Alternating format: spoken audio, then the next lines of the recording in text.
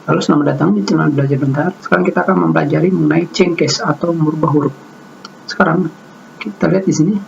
Di sini change case itu jika kita klik maka akan menampilkan 1, 2, 3, 4, 5 perintah. Di mana yang pertama adalah sentence case, lowercase, uppercase, capitals each word, dan toggle case. Sekarang kita bahas satu persatu. Pertama, sentence case. Sentence case itu digunakan untuk memberikan awal kata setiap kalimat huruf besar, selebihnya kecil. Dengan kata lain, kita lihat di sini, yaitu kita pilih dengan menggunakan lowercase, dan tentunya semua tulisan menjadi huruf kecil. Dan setelah itu kalian pilih sentence case, maka tulisan yang di awal kalimat akan menjadi besar. Seperti yang kalian lihat di sini.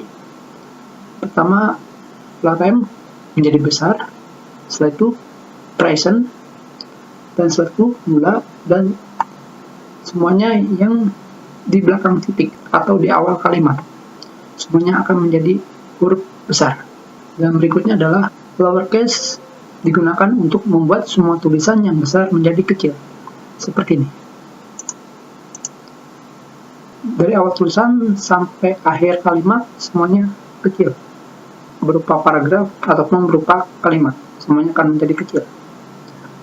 Sedangkan uppercase di sini kebalikannya, semuanya akan menjadi huruf besar, sama sekali tidak ada yang huruf kecil. Dan berikutnya adalah capitals each word. Kita lihat di sini, atau dalam bahasa Indonesianya adalah membuat setiap kata menjadi huruf kapital. Seperti yang kalian lihat di sini, setiap kata memiliki huruf kapital, berbeda dengan sentence case. Dan yang terakhir adalah toggle case. Toggle case digunakan untuk membuat huruf yang tadinya besar jadi kecil, dan huruf yang tadinya kecil menjadi besar, seperti ini.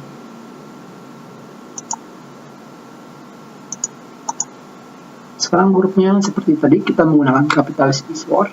Sekarang jika kita menggunakan toggle case, maka yang hurufnya tadi besar menjadi kecil, dan kecil menjadi besar, seperti ini. Kita sudah dulu pertemuan kita. Terima kasih.